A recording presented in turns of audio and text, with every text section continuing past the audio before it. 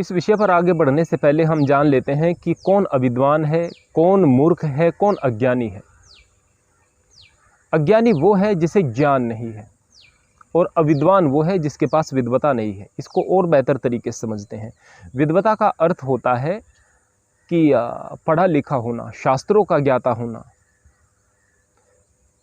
अगर कोई विद्वान है, जरूरी नहीं कि वो ज्ञानी भी हो।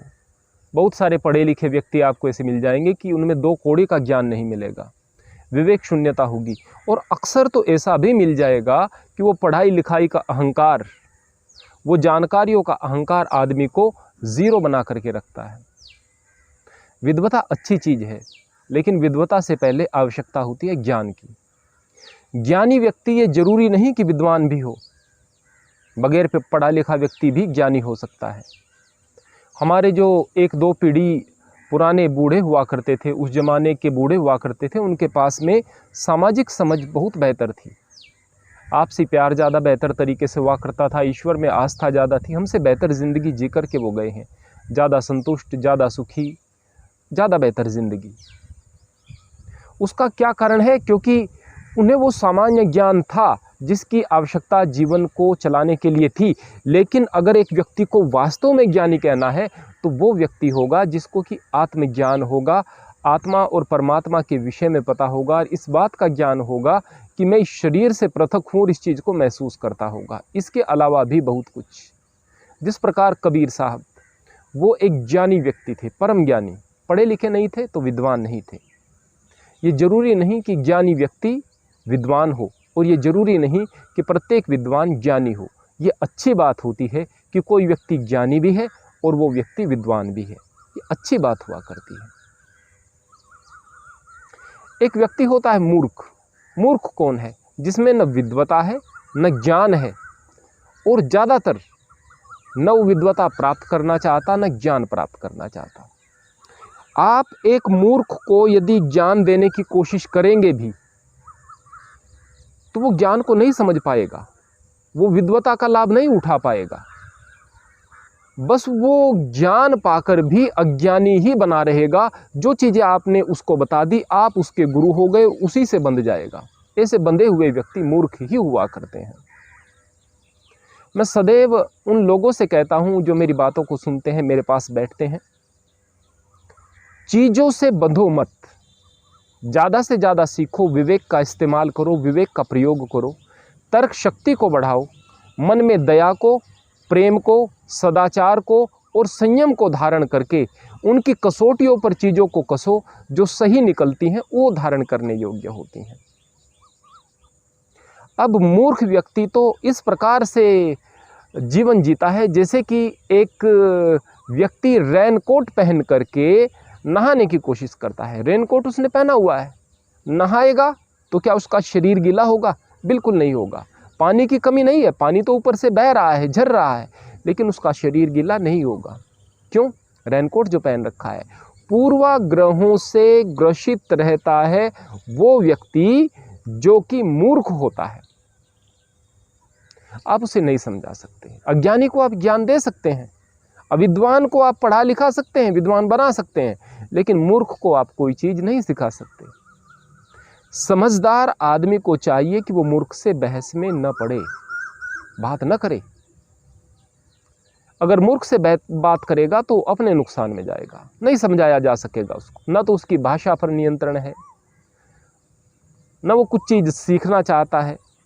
जो चीज़ें उसने दो चार सीखी हैं बस उस पर ही गुमान करते हुए वो अपने से बड़ा किसी को समझेगा नहीं, अपने बराबर किसी को समझेगा नहीं, तो ज्ञान उसके अंदर नहीं आएगा। गुरु और शिष्य दोनों ही महत्वपूर्ण होते हैं। जितना गुरु महत्वपूर्ण है उतना ही शिष्य भी महत्वपूर्ण है। गुरु कितना भी बेहतर है, अगर शिष्य बेहतर नहीं मिला उसको, वो कुछ नहीं कर सकता है। एक विद्यालय में, एक कक्षा में अध्यापक बच्चों को पढ़ाता है, क्या सभी बच्चे उतना ही सीख पाते हैं? नहीं। उसी कक्षा में से कुछ आवारा बच्चे भी निकलते हैं और उसी कक्षा से पढ़ लिख कर IAS बनने वाले, PCS बनने वाले, बड़े ब्यूरोक्रेट्स या राजनेता या अभिनेता या बिजनेसमैन बनने वाले लड़के भी निकलते हैं। कक्षा वही थी, अध्यापक वही था, चीज़ें वही बताई गई थी, लेकिन सीखने वाले ने सीखी और जिसने नहीं सीखना था उसने नहीं सीखी। एक ही कक्षा में जब छोटे बच्चे जाते हैं तो वहाँ पर कुछ बच्चे अपने अध्यापक से इतना प्रेम करते हैं, बहुत प्रेम करते हैं, अपने परिवार का हिस्सा उससे भी बढ़कर कई बार मानते हैं। पिता की बात माने या न माने, गुरु की बात बिल्कुल माननी है, इस तरह की बात होती है। वहीं पर उसी कक्षा में कुछ ऐसे बच्चे भी हुआ करते हैं जो सोचते हैं कि ये मास्टर मर जाए तो एक दिन की छुट्टी तो कम से कम बढ़ेगी। ऐसे भी बच्चे हुआ करते हैं। गुरु वही है, ज्ञान वही दे रहा है, लेने वाले पर निर्भर करता है कि वो कितना ले पाता है, कितना समझ पाता है। जितना कोई ले पाएगा, जितना समझ पाएगा, उतना आत्मोद्धार और उतना आत्मकल्याण होगा। बस ये सीधी सीधी सी बात है, इसके अतिरिक्त कुछ नहीं। आकाश से जब पानी गिरता है, बादलों से पानी गिरता है, अगर वह स्वाति नक्षत्र की बूंद, बारिश की बूंद, पानी की बूंद सीप में पड़ती है तो मोती बन जाती है। पपीहा उसे अमृत के समान ग्रहण करता है। उसने प्रेम से, बड़ी तड़प के साथ पपीहे ने ग्रहण की, सीप ने तो उसे मोती ही बना दिया। कीचड़ में वही बूंदें गिरी तो कीचड़ बन गई। बूंदें तो वही थी, एक स्थान पर मोती बन गई, एक स्थान पर उसकी बड़ी कदर हुई, एक स्थान पर वो कीचड़ बन गई। तो ज्ञान इतना महत्व नहीं रखता है, महत्वपूर्ण है, ज्ञान के बगैर काम नहीं चलेगा, लेकिन ज्ञान से भी ज़्यादा महत्व रखता है ज्ञान को ग्रहण करने वाला। मूर्ख को तर्क समझ में नहीं आएंगे, मूर्ख कुतर्क प्रस्तुत करेगा, मूर्ख को अच्छी बात समझ में नहीं आएगी। मूर्ख के पास में बस जो चीज़ें हैं वही उसको सत्य लगेंगी। आप उन्हें कितना भी समझाएं, कोई लाभ नहीं होने वाला, कोई चीज़ें पल्ले नहीं पड़ने वाली। वो उतना देखता है जितना उसे दिखाया गया है और जितना दिखाने के लिए उसको ट्रेंड किया गया है। गधा भी ट्रेंड होता है, वो दीवार पर, पतली सी दीवार पर वजन लेकर के चलता है। घोड़े को ट्रेंड किया जाता है कि उसे सड़क पर दौड़ना है और आँख के दोनों तरफ उसके कुछ लगा दिए जाते हैं इस तरह की चीज़ें कि इधर उधर न दिखे, बस स्ट्रेट वो दिखाई दे उसको। चीज़ें उसके मालिक ने लगा दी हैं। गधे के दिमाग में ये चीज़ फिट कर दी कि तुझे ये करना है, बस वो वही करता है। घोड़े के दोनों ओर, आँखों के दोनों ओर कुछ लगा दिए गई इस तरह की चीज़ें जिससे कि उसे स्ट्रेट सामने दिखाई देता है, इधर उधर कुछ दिखाई नहीं देता। नहीं चाहता उसका मालिक इधर उधर देखे, बस सीधा दौड़ता चला जाए। इसी तरह से कुछ गधे समाज में बना दिए गए हैं। वो गधे ऐसे हैं कि बस वो ईश्वर के स्थान पर भी गुरु को देखते हैं, मार्गदर्शक को देखते हैं। गुरु का सम्मान करो, जितना आप करते हो ना उससे ज़्यादा करो। गुरु सम्माननीय है, बहुत सम्माननीय है, बल्कि आप उतना सम्मान कर ही नहीं सकते जितना सम्माननीय है, उससे कम ही सम्मान करते हो, ज़्यादा होना चाहिए। लेकिन कभी भी ईश्वर के स्थान पर गुरु को मत बैठाओ। ईश्वर के स्थान पर बैठाने की आवश्यकता भी क्या है? बोले कि मैं गुरु को इतना प्रेम करता हूँ कि ईश्वर का स्थान देता हूँ, बेकार की बात। किसी का स्थान देने की किसी को ज़रूरत नहीं। माँ एक बेटे को प्यार करती है, दूसरा हो गया दूसरे को भी, एक और बेटी हो गई और दूसरे बच्चे हो गए, उनको भी उतना ही प्रेम करती है।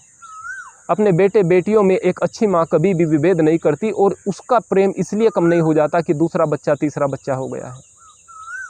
किसी के हिस्से का प्रेम किसी को देने की ज़रूरत नहीं, प्रेम तो बेशुमार है। माँ का प्रेम तो अथाह है, सबको मिलेगा, समान रूप से मिलेगा।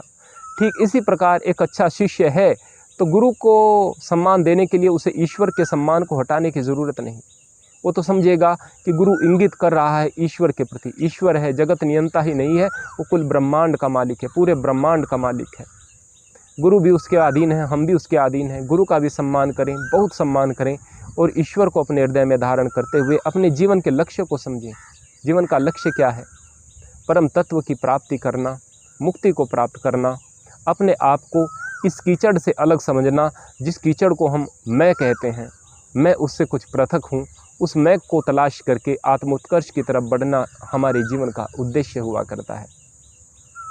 हरि ओम, हरे कृष्ण।